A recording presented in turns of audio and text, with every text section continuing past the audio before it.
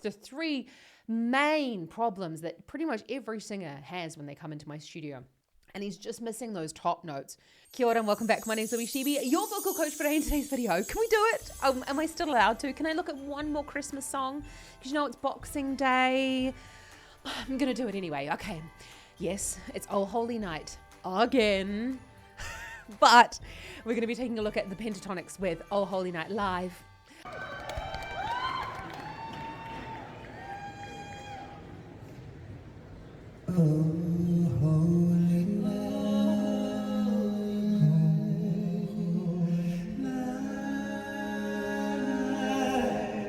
The stars are brightly shining.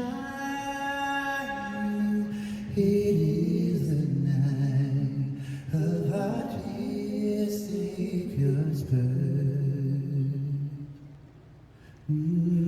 Long lay the world in sin and error, blind till He appeared in the soul felt His word.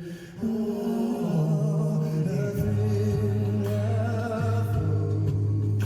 Now weary world rejoicing beyond words. A new and glorious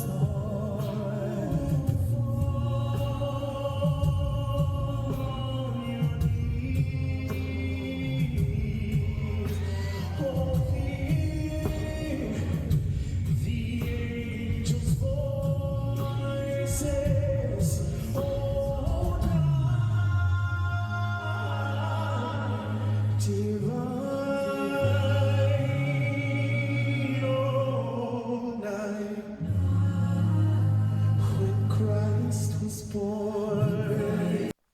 Before I just spend the whole time just looking absolutely shocked. This is so stunning. Oh my goodness me. Now, when you're singing a cappella, and obviously I am not the Pentatonix audio engineer, but when you are singing a cappella, what often happens is you get the beginning note in your ear. So they're all wearing inner ears so that they can hear one another. Let's just go back to that. Scott's pulling up a lot of chest at the beginning of that song. So that's why it's sounding a little bit flat at the top of the range. Again, this is no disrespect, but it's not subjective. We can hear it's a little bit out of tune. And just have a look at that because we'll talk about how you can fix that in the next little break. Let's just watch from the beginning again.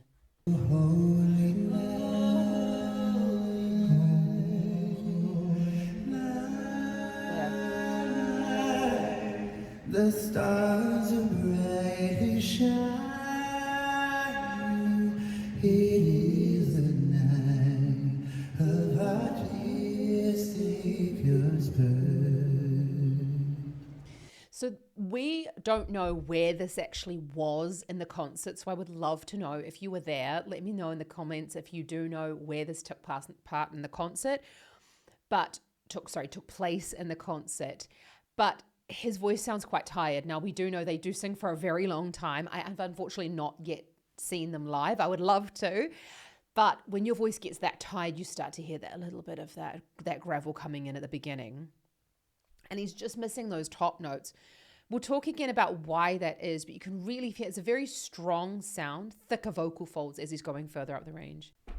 Just a quick note to say thank you so much for joining me. And if you're enjoying this video, then be sure to hit that subscribe button because I have a massive goal to reach 100,000 subscribers so I can help more people like yourself with their vocal technique. I want to get a silver play button right here at the start of 2024. Thank you. Let's get back to the Pentatonix. Now it's a little bit more breathy as he's coming back down the range. Long lay the world in sin and error, blind till He appeared in the soul felt His word. Oh, the thrill of hope. So when we're getting, sorry to stop it there. So when we're getting further up in the range and we're getting a little bit more towards the passaggio, the area where we go from one voice quality into the other, and we do know that Scott can sing very, very high and he is a fantastic singer, but what can often happen is we start to get like push a little bit as the voice gets tired. So I feel like he's just bringing up a little bit too much mass on the vocal folds. They're a little bit too thick there. And I would like to see a little bit more cry going on. If you are someone that pulls too much chest further up in the range, I want you to really think about that crying posture so that we can help to thin the vocal folds as we're going further up the range.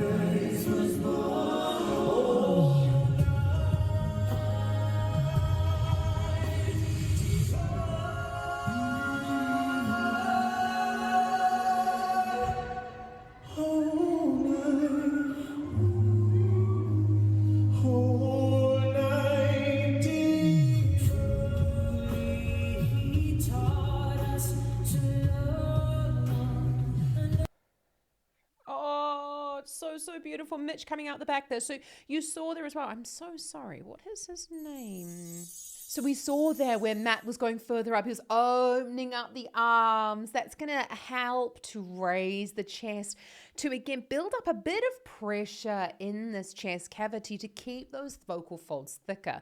He had a little bit more of a classical tone coming in at the beginning there. And the way that our ears hear that it's a little bit more classical is we've got a noticeable I can't speak. We've got a noticeable vibrato going on there. And there seems to be more space in the vowel at the back of the mouth. So we've got long may the world instead of long may the world. We've got slightly wider vowels there in a more pop or contemporary version. And he's made it quite open there at the back. Great way to work on your soft palate though, if you are looking to work on that. God, let's push play.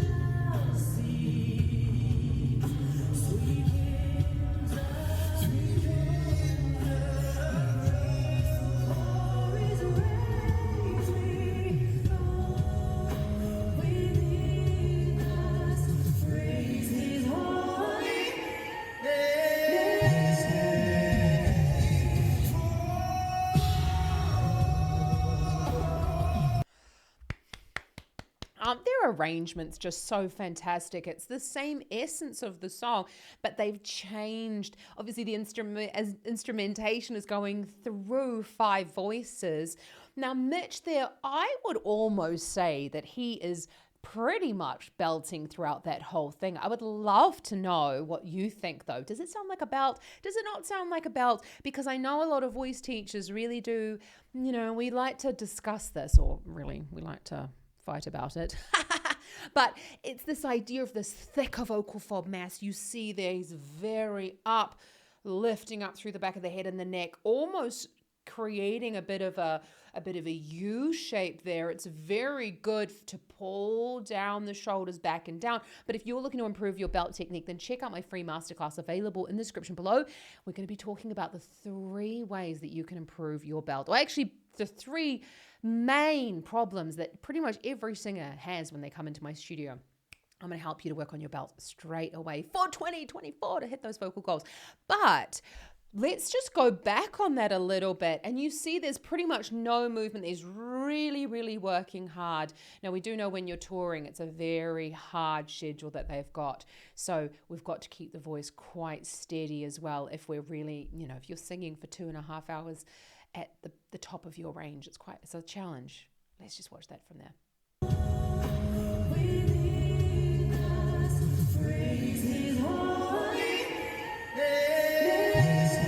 That was a belt note.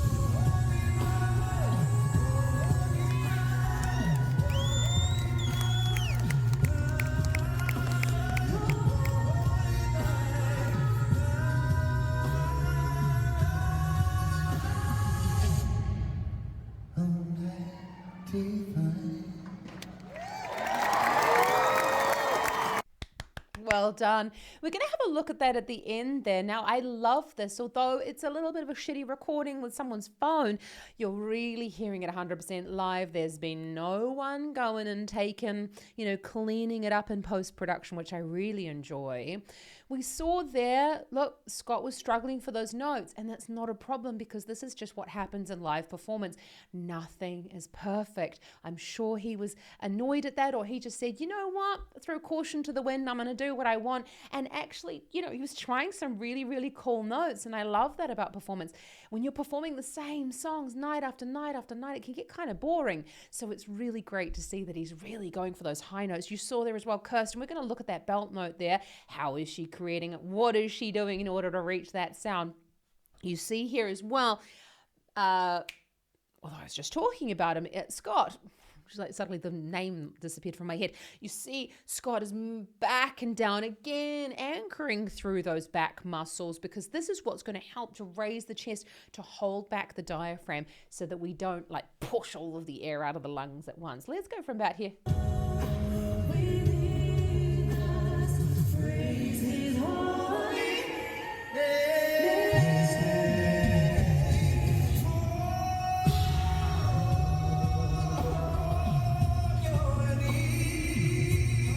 You saw there is a fa, and they push the note up there, and you see him really putting loads of body energy into the sound. Now, this is something I've been working with my singers for the last 2 weeks, actually, talking about we're a bit tired, we're a bit, a bit depressed with winter and things going on over here in Europe. So what we want is more energy in the body, and that's what we're seeing from Scott there. Lots of that moaning going on to help move that larynx into that forward tipped position to lengthen the vocal folds to get onto that note.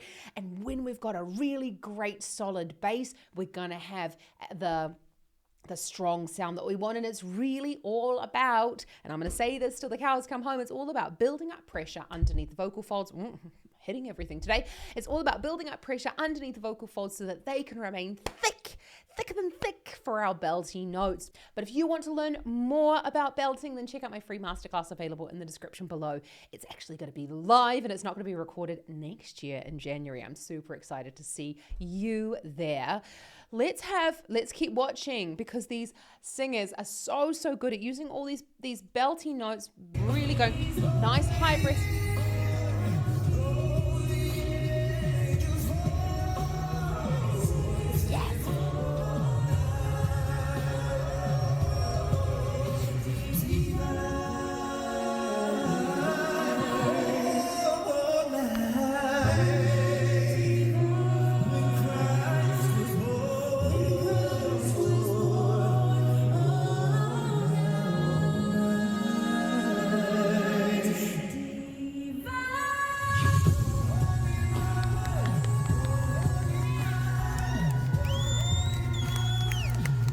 I know they're going to finish. I'm so sorry for stopping there, but you saw there, oh, night. And Kirsten pulled her arms down, back and down. This is again another really great way for you to anchor in through the back of the head and the neck, pulling the shoulders down. You're going to feel it here in the underarms, and it's really going to help you. You can see that she goes back and down, really using those larger muscles of here, the chest and the upper back, and even the lower back as well, in order to hold back that diaphragm to create that thicker vocal fold.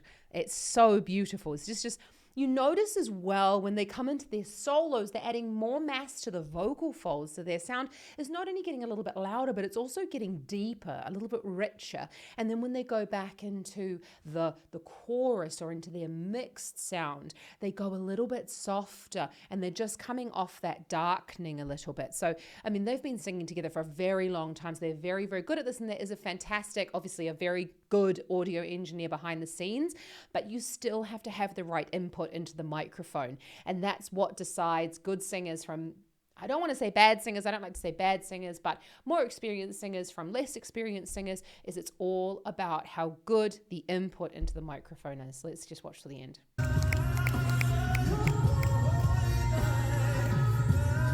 Pushing down. That again.